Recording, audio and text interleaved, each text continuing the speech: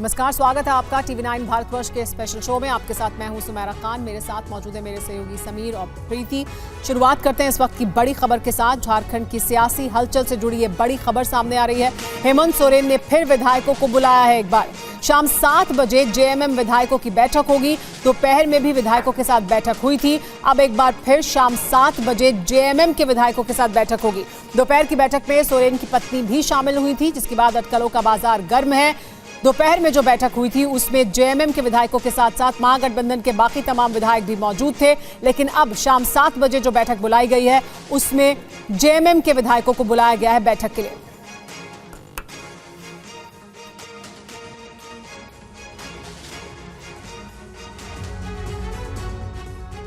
ED से 31 घंटे की आंख मिचौली खेलने के बाद झारखंड के सीएम आखिरकार रांची में नजर आए, जिसके फौरन बाद वो विधायकों के साथ बैठक करने पहुंच गए। इस बैठक में उनकी पत्नी कल्पना सोरेन भी मौजूद थी। लिहाजा ये कयास तेज हो गए कि क्या हेमंत सोरेन अपनी पत्नी को सीएम बनाने की तैयारी कर रहे हैं।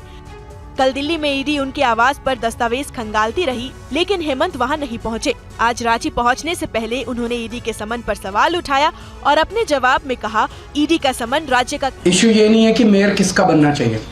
चुनाव है, चुनाव में हार जीत तो लगी रहती है। कभी वो जीतते हैं, कभी हम जीतते हैं। देश नहीं हारना चाहिए, देश जरूरी है। जनतंत्र नहीं हारना चाहिए, जनतंत्र जरूरी है। पार्टियां आती जाती रहती हैं, नेता आते जाते रहते हैं, मेयर आते जाते रहते हैं। मेयर इंपॉर्टेंट नहीं है। इशू आज ये नहीं है कि हमारा मेयर बनना था, हमारा मेयर नहीं बना। इशू नहीं है कि इंडिया गठबंधन को आज जीतना था, वो नहीं जीता। इशू है कि सरेआम दिन दहाड़े इन लोगों ने इतनी गुंडागर्दी और बेईमानी से आज चंडीगढ़ मेयर का चुनाव जीता है कि अगर इसको पूरे देश ने मिलकर नहीं रोका तो आने वाले समय के अंदर ये देश के लिए बहुत खतरनाक है। 2 साल पहले चुनाव हुए थे चंडीगढ़ के म्यूनिसिपैलिटी के। उसके आंकड़े ये हैं कि 13 हमारे काउंसलर हैं, 7 कांग्रेस के हैं, 15 इनके हैं और एक अकाली दल का है जो इनके साथ है, तो 16 इनके हैं। 13 हमारे, 7 कांग्रेस के और 16 इनके, टोटल 36 हैं। अभी तक कांग्रेस और हम अलग अलग लड़ते थे, तो 2 साल से जाहिर तौर पे 16 इनके थे, 13 हमारे थे, 7 कांग्रेस के, तो 2 साल से इन्हीं का मेयर और इन्हीं का डिप्टी मेयर बन रहा था। स्टेट कैलकुलेशंस है, स्टेट। इस बार इंडिया गठबंधन के तहत कांग्रेस और आम आदमी पार्टी साथ आ गई, तो स्टेट इलेक्शन था, 20 हमारे थे, 16 उनके थे।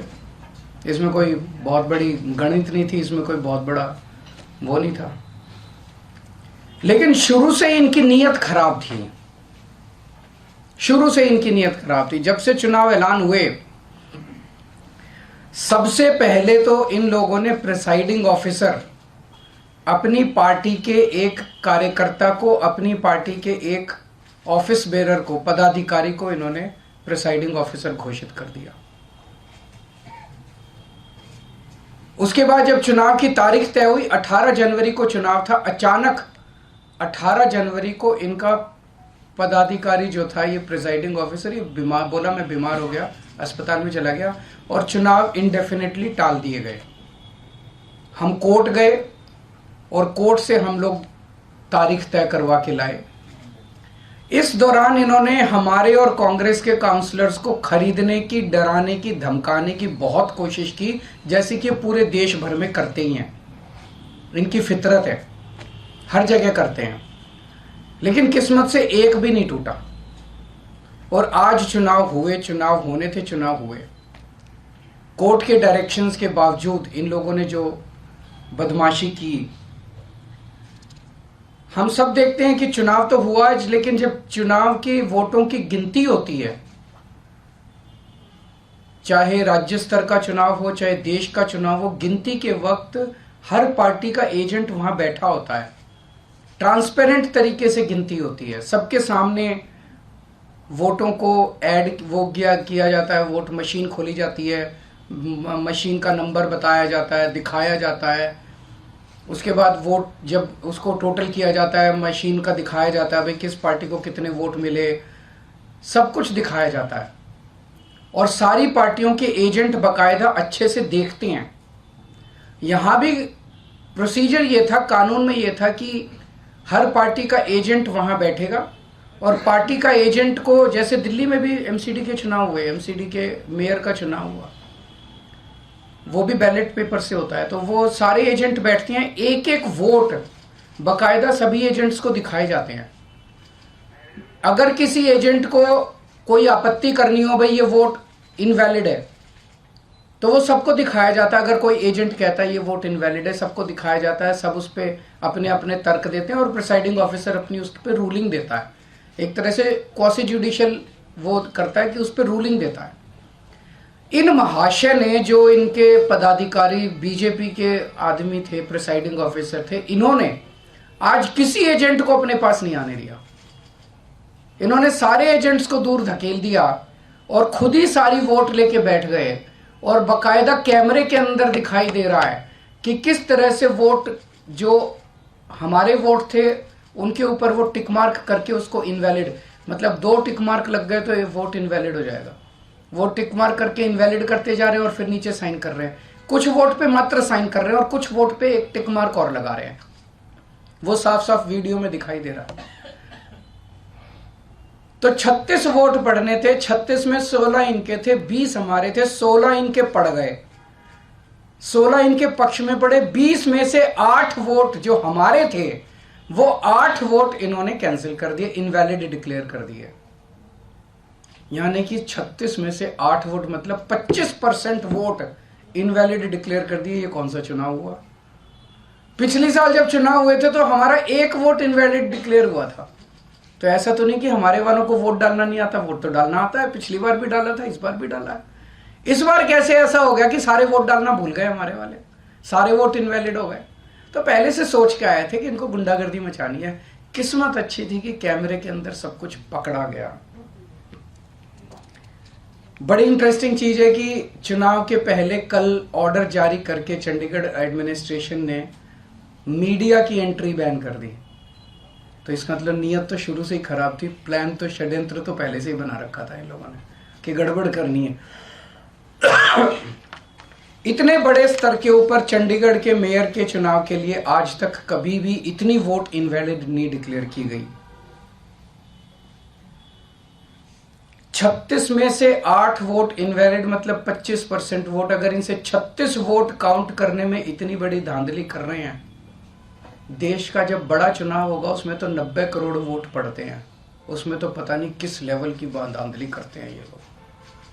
और 25% के अगर उस चुनाव में तो 5-6% की भी वोट अगर इधर उधर हो जाए तो सब। तो आज का चुनाव ये दिखाता है कि किस तरह से ये जीतने के लिए, सत्ता पाने के लिए किसी भी हद तक जा सकते हैं। बड़े चुनाव में लोग तो कह रहे हैं ईवीएम तो होगा ही होगा गड़बड़। मुझे लगता है ये कुछ भी करते होंगे, वोटर लिस्ट ये फर्जीवाड़ा करते हैं, फर्जी वोट डलवाते होंगे, ये ईवीएम करवाते होंगे, सब कुछ करते होंगे जीतने के लिए। और मैं ये सोच रहा था कि अगर भगवान की दया से उसके बावजूद भी अगर ये नहीं जीते और हार गए तो ये ट्रंप की तरह कुर्सी नहीं छोड़ेंगे। फिर ये मतलब उस दिन कुर्सी से चिपके रहेंगे, चाहे मार्शल लॉ लागू करना पड़े देश में, ये कुर्सी नहीं छोड़ने वाले। तो ये देश के लिए जो आज दिखा, पूरे देश के अंदर, पूरे देश ने देखा, सारे मीडिया ने चलाया, ये बहुत खतरनाक है। और हम सब लोगों को, जो लोग इस देश से प्यार करते हैं, हम सब लोगों को इसका पुरजोर विरोध करना है और इन सब को रोकना है।